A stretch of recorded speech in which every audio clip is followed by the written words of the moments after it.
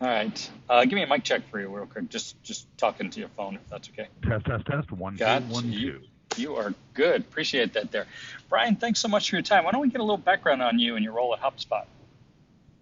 Sure. So since joining HubSpot, I started on the product side when they first acquired Motion AI and have transitioned now over to wearing two key hats. On one side, I serve as the conversational strategist for the company. So I work across all of our departments, both on the product and marketing side, on developing the underlying strategy in how we internally and externally educate, but also sort of how we approach conversational as a topic, because it's more than just conversational marketing. It's more than just conversational anything. It's really about this idea of creating one-to-one relationships at scale. So that's one role. The second role that I play is I am our academy professor for conversational strategy. So I also lead the charge in creating all of our actual educational content.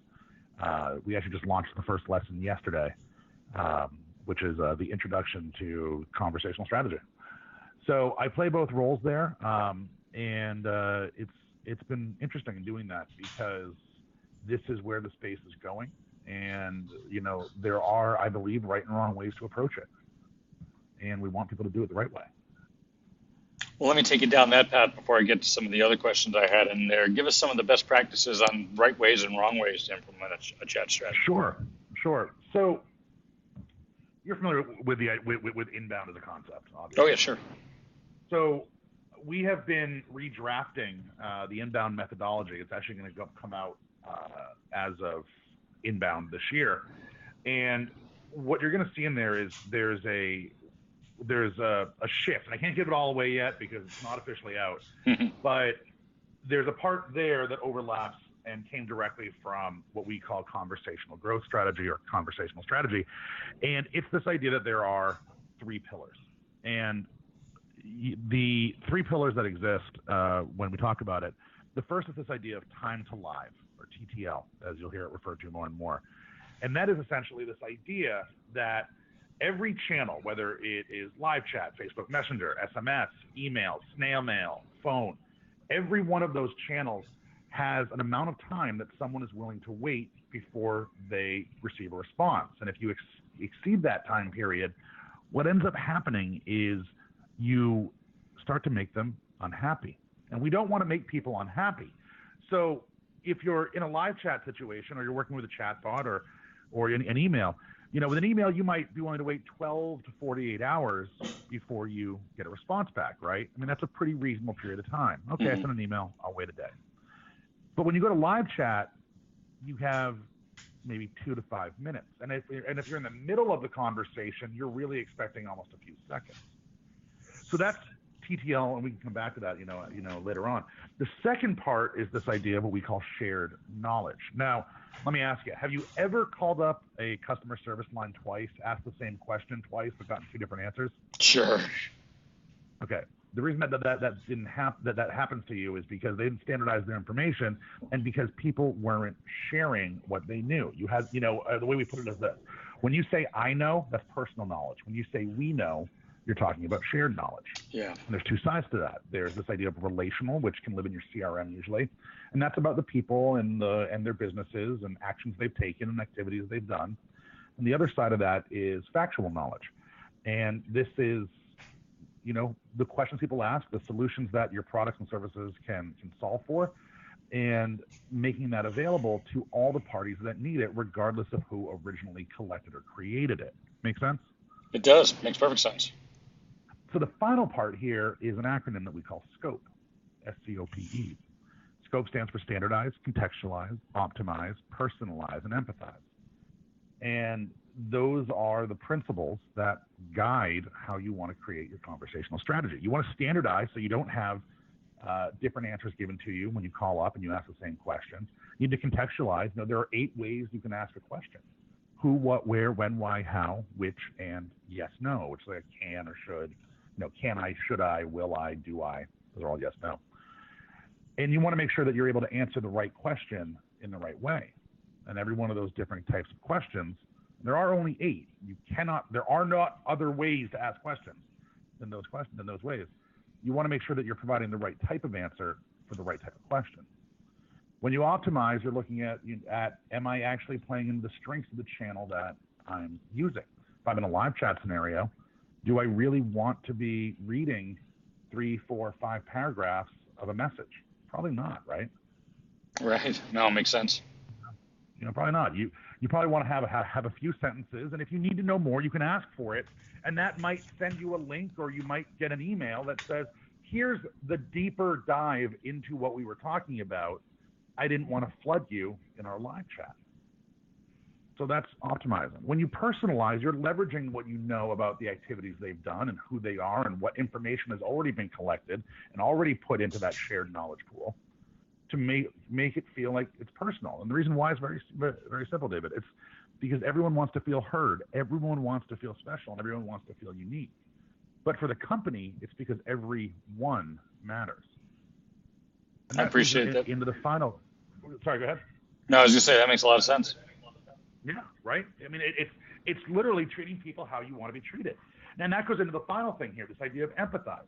And to put it in a nutshell, you oftentimes find yourself having to give the emotionally right answer before you can give the factually correct one.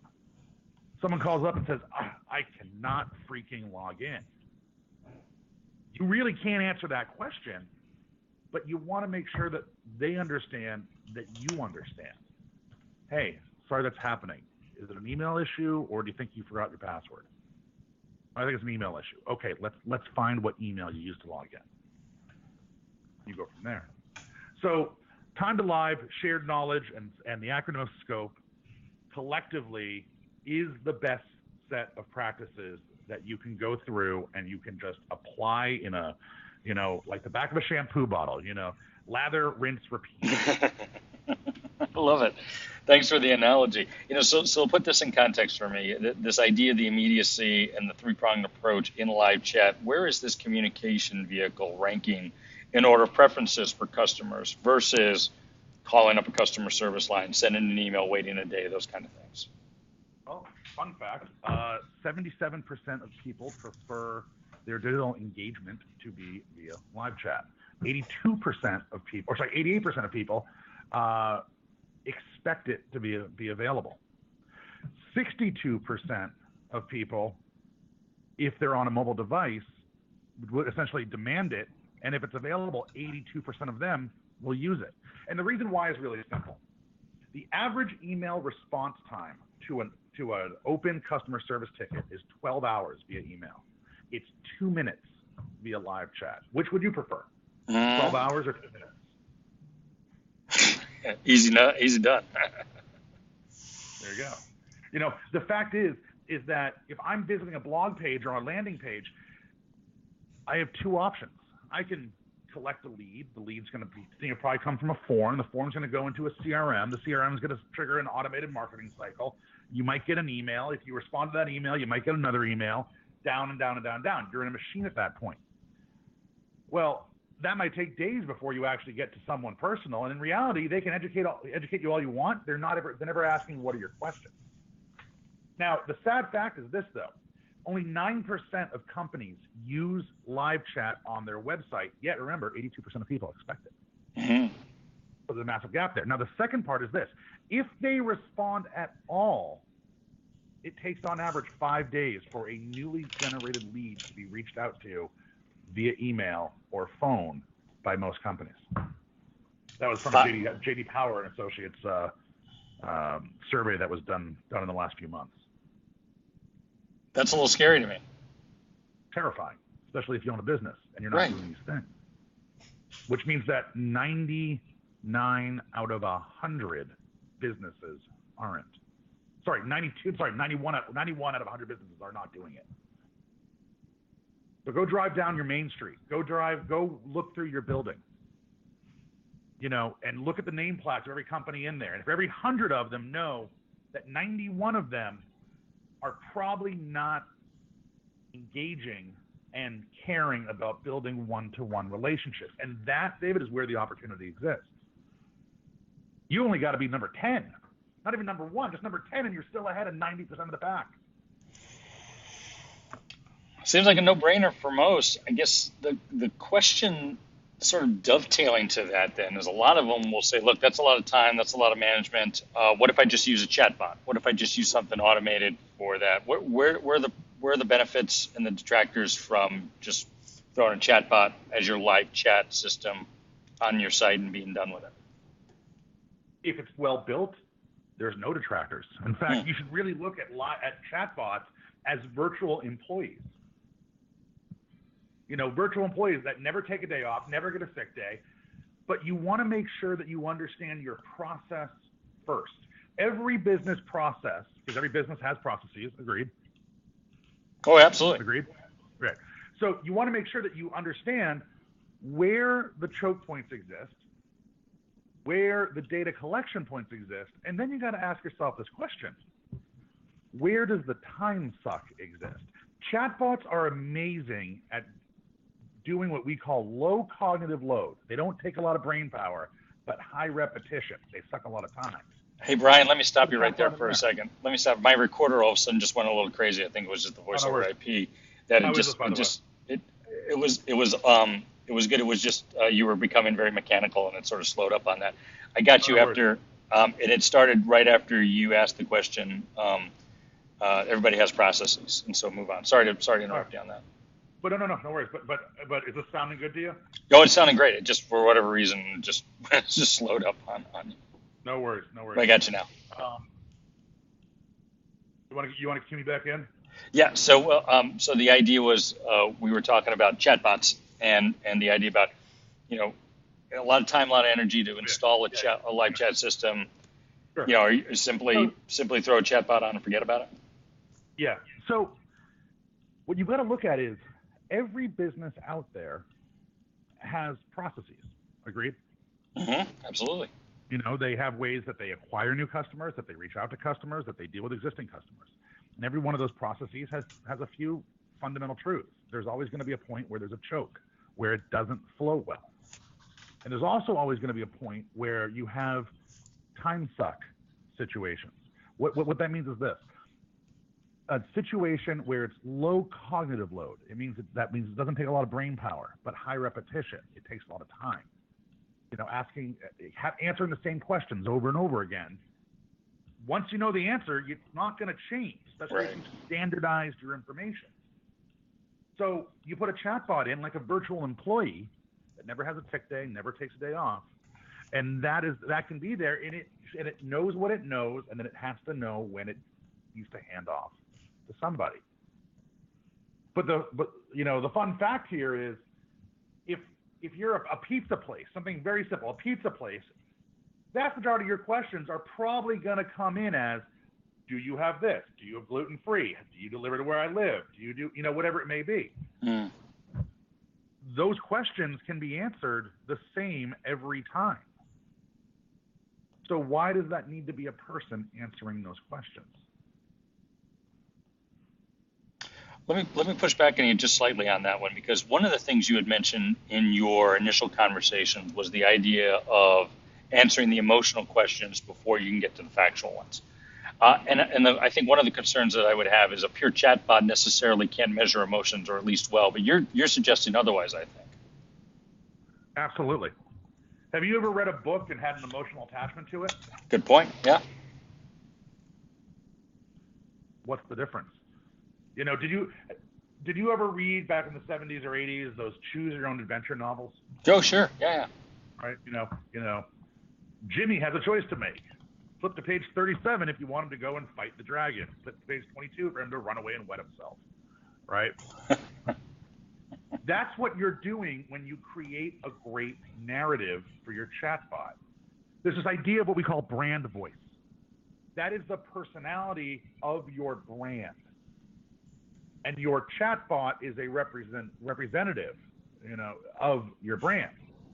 Now, what that also means is, without any complicated artificial intelligence or machine learning, just some basic understanding of the nuance of language. If I say, I hate your company and I want to see it burn, what do you think my emotion is at that time? A little angry. Right. If it is, I love my new pizza maker but I have a couple questions. What do you think my emotion is? Somewhat. There's probably a little bit of frustration, but probably more than anything else, just clarification, just wanting to learn more. Exactly. Yeah. So if somebody says I hate something versus something I love something, you just choose a different path. And that's the beauty of developing a chatbot. It's not about the development, the programming of it. That's simplified. It's about crafting the narrative first, understanding where the decisions can be made by the person interacting with it, and what those decisions may possibly be. And think about this. That chatbot's only ever going to say what you've told it to say. You can't ensure that with an employee that's actually a person. I appreciate that feedback. Okay, let's go then, crystal ball, and sort of tying into the new launch you have coming up there. And I'll get back to sort of as an update to, I think, Motion AI. But I'm really curious as to your crystal ball, where you see this conversational commerce field in particular with chat evolving over the next 12 and 18 months. Where's the puck going? Okay, well, 70 to 80% of people will not buy from an e-commerce site if there is not live chat available. Got it. Straightforward fact. People expect live chat available because they know they're going to get a response. On top of that, a lot of people, especially if they're under 35, have phone phobia. They don't like picking up the phone. I like it, but not everyone does. Mm-hmm. I'm also not under 35, so I'm proving it out. Right? Preach. Point being is this. Conversational commerce as a specific space is going to be driven more and more by creating that personal one-to-one relationship. Now, how do you do that? Well, you have to be able to collect information and store it somewhere, which means you have to have a CRM. You have to have your chatbot tied to your CRM. You have to be able to reference what's going in and what's going out. When you ask a question in the chatbot, you got to have a place to store the answer in your CRM so you can reference it later. So if I'm buying something and you know what I bought before, I should see a different message the next time I come back, maybe asking me about what I thought about it. That would make sense. That's what you would do as a person, right? Mm-hmm. Mm-hmm. If you knew me and I knew you and you owned the local hardware store and I'd come down, you had sold me a hammer and some stuff to go and do a repair, and I came in the next day and I saw you, you'd probably say, hey, how'd that work out for you? You want to do the same thing. Yeah. Everyone matters. Everyone wants to feel heard. Everyone wants to feel unique. And that's what you can do with a chatbot and a properly executed conversational growth strategy. Let me follow up with you on that, because this also circles back to the initial discussion we had about right or wrong on chatbots and the emotional intelligence on this one there. It still requires somebody to input in various set of circumstances and inputs as to what type of response. So is it still incumbent upon the company to at least have an understanding of the emotional intelligence and the emotional trigger points of their archetype customers? Where does the human interaction come into play? You know, look at it this way. There's domain expertise and there's process expertise. Domain expertise, you know about what you do. Process expertise, you know about how you do it, right? What that means is this. You're going to see 2 points of differentiation coming out. You're going to see what I would call a conversational design set of agencies and services start to develop. These are companies that are experts at process. They're experts at crafting narrative. It's a combination of copywriting, some programming, but not a whole lot, but understanding how to make it work. And then and that can be an internal team in reality. But then the other side, which is the factual answers, those don't really change. So there's a saying that I repeat myself a lot with: craft the narrative first, build the bot second. You got to know what your story is. And then you go and you build the bot. You got to figure out where are the decision points. What is the journey that they're going on in a given conversation? I love it. Thank you for that. Thanks for the clarification. The last thing that I've got then, and I think you sort of talked about it then, you've been with HubSpot since the acquisition of Motion AI, and I think, if I can at least draw a conclusion, that this new product launch has something to do with certainly the acquisition and the knowledge base that HubSpot has required. How is that going? How is it assimilated and within HubSpot and the overall strategy? Sure. So, a lot of what you're going to be seeing coming out in the next few months is based largely around this idea of to do inbound is to have the goal of building one-to-one relationships and doing it at scale. That is what created inbound, the whole inbound concept in the first place, was there had to be a better way than just blasting you with ads, right? And Sure. ads have a place in everything, and there's nothing wrong with ads. But the way they were done 10 years ago, and a lot of people still do them today, were not really effective because you weren't caring about the individual. So with HubSpot, what's happened is since Motion joined and we came in, we've basically gone from scratch and rebuilt a platform that is fully integrated into the overall HubSpot platform. And over the next few months, you're going to be seeing more and more coming out, added features, added functionality, but it is designed from the ground up to be integrated. It's the only platform out there that is, from the ground up, designed to be working with a CRM and with a knowledge base. And what people are starting to build on that is already fantastic. And the features that we have coming out over time that are already on the roadmap are even more fantastic, because they are really allowing you to create intelligent agents that work on your behalf without you having to add headcount. So the strategy itself, the evolution of the strategy, a lot of it's still based on inbound. It's still very much inbound. It's still buyer personas and targeting your content and your messaging and all of that. But now we're looking at doing that on a more personal level. And if I know for myself, if I feel that a company cares, I am more than likely to give them a chance than if I feel that one doesn't. You agree? All great points. Completely great points. Brian, you've been very kind with your time. This has been a fascinating conversation. I appreciate it. Well, absolutely. No problem.